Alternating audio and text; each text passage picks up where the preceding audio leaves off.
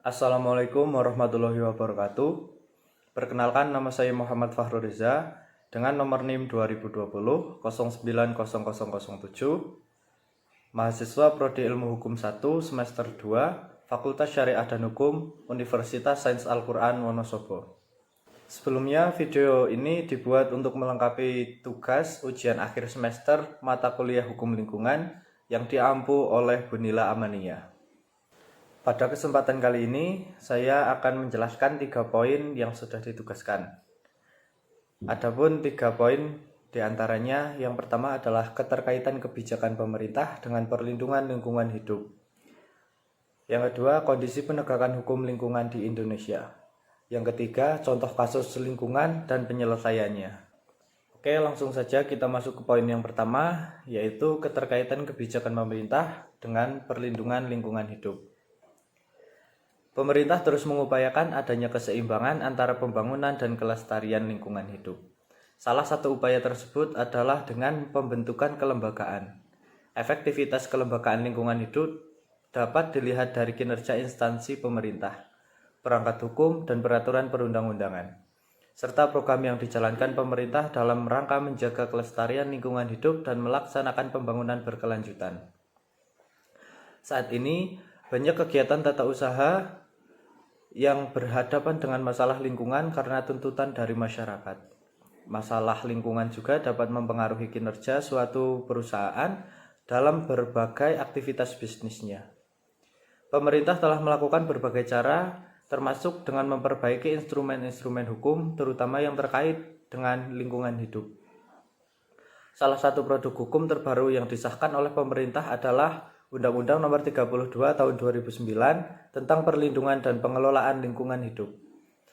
Undang-undang yang berlaku sejak Oktober 2009 dan tercatat dalam Lembaran Negara Republik Indonesia tahun 2009 nomor 140 ini menggantikan peran dari Undang-Undang Nomor 23 Tahun 1997 tentang pengelolaan lingkungan hidup.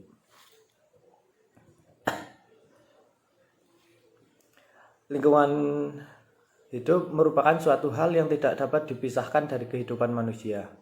Hal ini dikarenakan di mana seseorang hidup, maka akan tercipta suatu lingkungan yang berbeda dan sebaliknya. Pembangunan adalah sebagai suatu proses multidimensional yang mencakup berbagai perubahan mendasar atau struktur sosial, sikap-sikap masyarakat dan institusi-institusi nasional. Di samping tetap mengerjakan akselerasi pertumbuhan ekonomi, penanganan ketimpangan pendapatan, serta pengentasan kemiskinan agar menjadi lebih baik dan sehat. Selanjutnya, membahas teori kebijakan publik. Yang pertama, pengertian kebijakan publik. Kebijakan publik selalu merujuk pada tindakan pemerintah dengan tujuan dari keputusan melakukan tindakan tersebut. Proses tahapan kebijakan publik secara garis besar dapat dibagi menjadi 3 tahap, yaitu formulasi kebijakan, implementasi kebijakan, dan evaluasi kebijakan. Selanjutnya, implementasi kebijakan publik. Implementasi kebijakan publik sesungguhnya bukan sekedar bersangkut paut dengan mekanisme penjabaran keputusan-keputusan politik ke dalam prosedur-prosedur rutin lewat saluran-saluran birokrasi, melainkan lebih dari itu, yaitu menyangkut masalah konflik, keputusan, dan siapa yang memperoleh apa dari suatu kebijakan. Selanjutnya, efektivitas implementasi kebijakan. Terdapat 4 syarat yang harus dipenuhi dalam hal efektivitas implementasi kebijakan. Yang pertama adalah, apakah kebijakan itu sendiri sudah tepat? Ketepatan kebijakan dinilai dari sejauh mana kebijakan yang ada telah dilaksanakan dapat memecahkan masalah yang ingin dipecahkan. Kedua adalah tepat pelaksanaannya. Ada 3 lembaga yang dapat menjadi pelaksana, yaitu pemerintah, kerjasama antar pemerintah, masyarakat, atau swasta, serta implementasi kebijakan yang diswastakan. Selanjutnya, pembahasan tentang pelestarian lingkungan. Pengertian lingkungan hidup.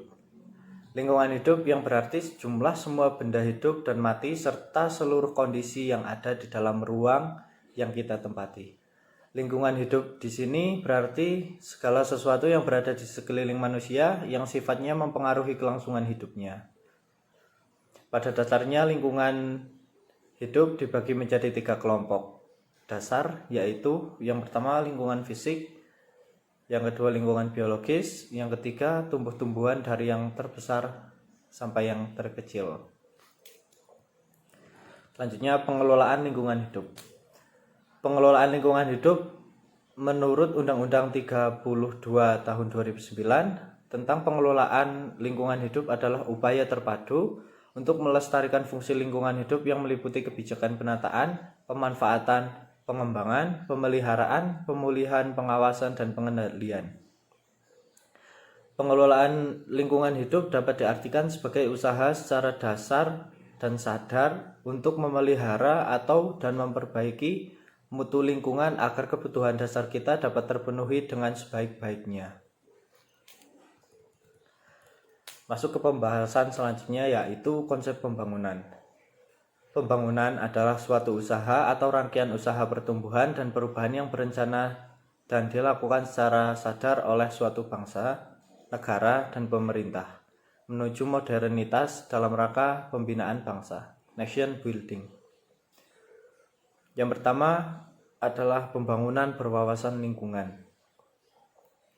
Pembangunan berwawasan lingkungan merupakan upaya sadar dan berencana dalam pembangunan sekaligus pengelolaan sumber daya secara bijaksana dalam pembangunan. Pembangunan berwawasan lingkungan menghendaki syarat-syarat sebagai berikut. Yang pertama, ada pembangunan ini syarat dengan nilai, dalam arti bahwa ia harus diorientasikan untuk mencapai tujuan ekologis, sosial, dan ekonomi. Yang kedua, pembangunan itu membutuhkan perencanaan dan pengawasan yang sama pada semua tingkat. Yang ketiga, pembangunan itu menghendaki pertumbuhan kualitatif setiap individu dan masyarakat. Selanjutnya, pengendalian lingkungan hidup. Dalam Undang-Undang Nomor 32 Tahun 2009, dalam pasal 13 tercantum bahwa pengendalian pencemaran dan kerusakan lingkungan hidup dilaksanakan dalam rangka pelestarian fungsi lingkungan hidup. Selanjutnya, program pembangunan lingkungan hidup. Kebijakan nasional dalam bidang lingkungan hidup Propenas merumuskan program yang disebut sebagai pembangunan sumber daya alam dan lingkungan hidup. Program itu mencakup yang pertama, program pengembangan dan peningkatan akses informasi sumber daya alam dan lingkungan hidup. Yang kedua, program peningkatan efektivitas pengelolaan, konservasi, dan rehabilitasi sumber daya alam. Yang ketiga, program pencegahan dan pengendalian kerusakan dan pencemaran lingkungan hidup. Selanjutnya, peranan pemerintah dan masyarakat dalam pengelolaan lingkungan hidup. Peran masyarakat.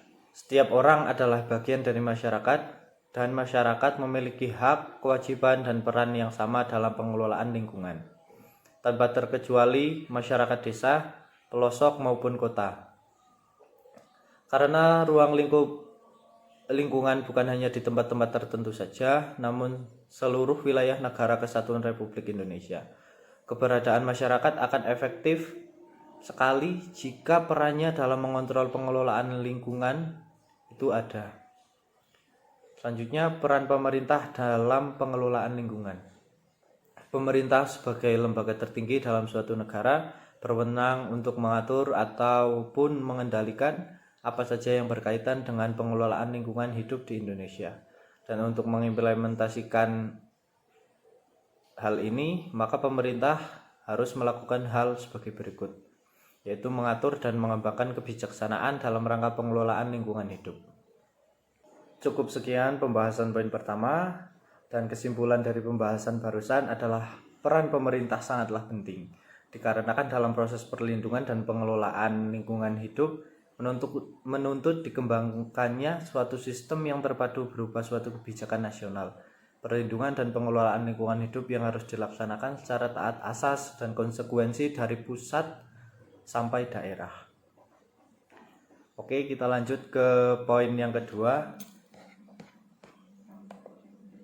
yaitu tentang kondisi penegakan hukum lingkungan di Indonesia. Sistem penegakan hukum lingkungan telah diatur dalam segala bentuk pelanggaran maupun kejahatan bagi pelaku, baik yang dilakukan oleh perorangan maupun badan dengan upaya pencegahan, preventif maupun penindakannya, represif. Di dalam praktik perselisihan mengenai lingkungan, penyelesaiannya dapat melalui hukum administrasi negara, hukum perdata, dan hukum pidana. Penyelesaian perselisihan lingkungan berdasarkan hukum administrasi negara. Hukum administrasi negara untuk menyelesaikan perselisihan lingkungan hanya dapat dikenakan sanksi administratif berupa penghentian sementara atau pencabutan izin dari perusahaan yang bersangkutan. Dalam Undang-Undang Nomor 32 Tahun 2009 tentang Perlindungan dan Pengelolaan Lingkungan Hidup, sanksi administratif diatur dalam pasal 71. Penyelesaian perselisihan lingkungan berdasarkan hukum perdata. Dalam hukum perdata, persoalan lingkungan hidup tidak menutup kemungkinan mengajukan gugatan perdata. Misalnya dalam Kitab Undang-Undang Hukum Perdata pasal 1365 menyatakan tiap perbuatan melanggar hukum yang membawa kerugian kepada orang lain mewajibkan orang yang karena salahnya menerbitkan kerugian itu mengganti kerugian tersebut. Dalam pasal 84 Undang-Undang Nomor 32 Tahun 2009 tentang Perlindungan dan Pengelolaan Lingkungan Hidup diatur secara khusus mengenai penyelesaian sengketa lingkungan hidup yang secara lengkap, yakni pasal 84. Contoh dari kasus ini akan dijelaskan pada poin ketiga nanti. Isi dari pasal 84 yaitu penyelesaian sengketa lingkungan hidup dapat ditempuh melalui pengadilan atau di luar pengadilan. Pilihan penyelesaian sengketa lingkungan hidup dilakukan secara sukarela oleh para pihak yang bersengketa. Gugatan melalui pengadilan hanya dapat ditempuh apabila upaya penyelesaian sengketa di luar pengadilan yang dipilih dinyatakan tidak berhasil oleh salah satu atau para pihak yang bersengketa.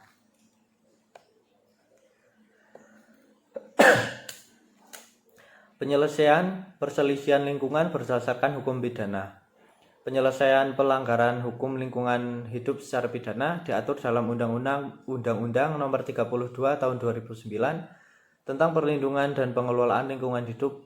Antara lain dinyatakan bahwa sebagai penunjang hukum administrasi, berlakunya hukum pidana tetap memperhatikan asas subsidiaritas, yaitu bahwa hukum pidana hendaknya digunakan apabila sanksi dalam bidang hukum lain seperti sanksi administrasi dan sanksi perdata dan alternatif penyelesaian sengketa lingkungan hidup tidak efektif atau tingkat kesalahan pelaku relatif berat serta akibat perbuatannya relatif besar dan perbuatannya menimbulkan keresahan masyarakat.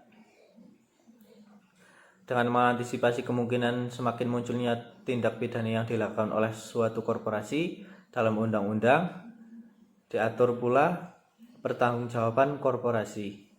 Sanksi pidana terdapat pula dalam berbagai peraturan perundang-undangan yang berkaitan dengan hukum lingkungan, di antaranya pasal 187, 188, 202, 203, 502, dan 503.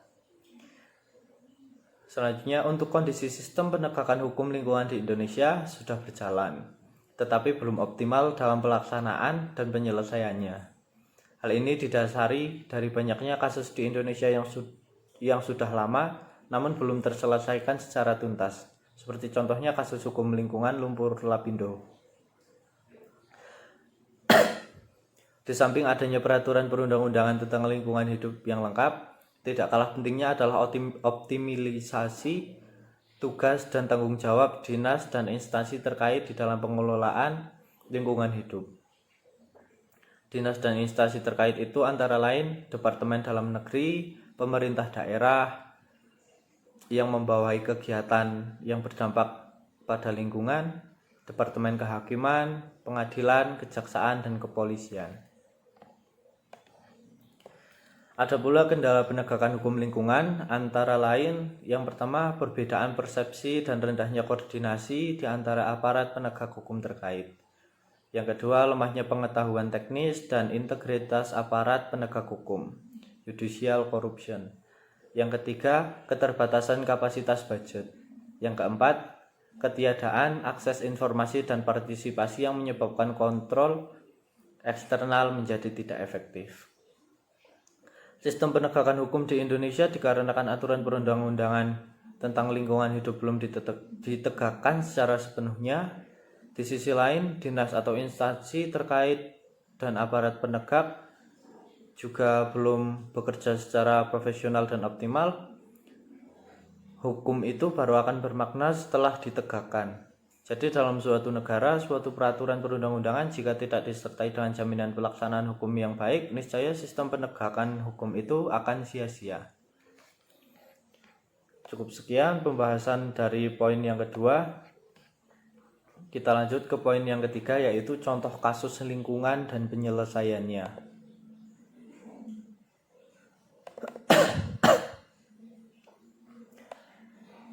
Di sini saya tidak akan membahas kasus lumpur lapindo dikarenakan terlalu mainstream dan pasti sudah banyak yang tahu tentang penyelesaiannya. Jadi saya akan menjelaskan contoh kasus, yaitu pencemaran lingkungan di daerah aliran Sungai Citarum yang dilakukan oleh PT Kamarga Kurnia Tekstil Industri dan PT Ho.Aryu Indonesia. Perusahaan tekstil ini terbukti mencemari lingkungan hidup daerah aliran Sungai Citarum dan dihukum membayar ganti rugi material sebesar 16 miliar atas gugatan perdata Kementerian Lingkungan Hidup dan Kehutanan.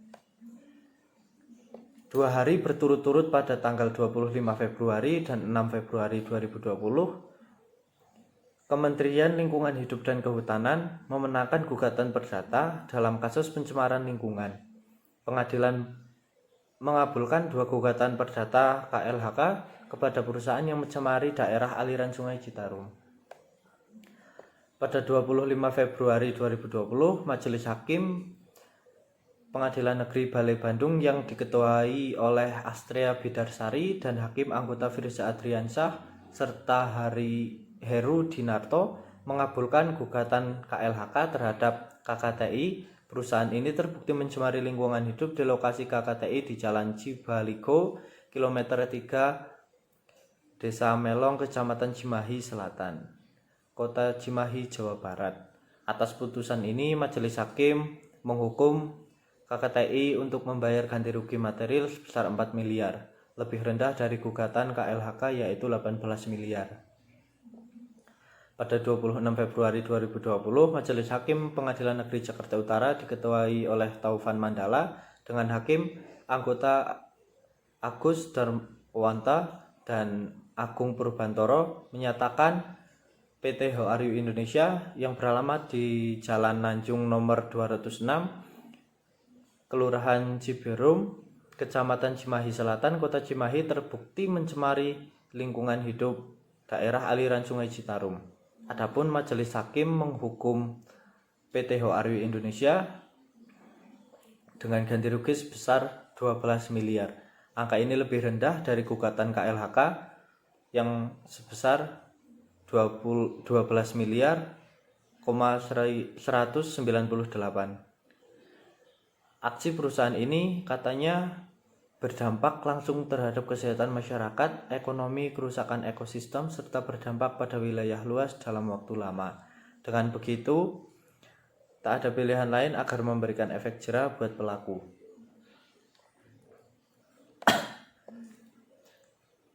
Jadi kesimpulannya, dan dari kasus barusan, penyelesaiannya adalah kerana peradilan, yaitu legal standing dengan gugatan perdata oleh Kementerian Lingkungan Hidup dan Kehutanan terhadap PT KKTI dan Ho.Aryu Indonesia yang mengakibatkan penjatuhan ganti rugi terhadap kedua perusahaan tersebut.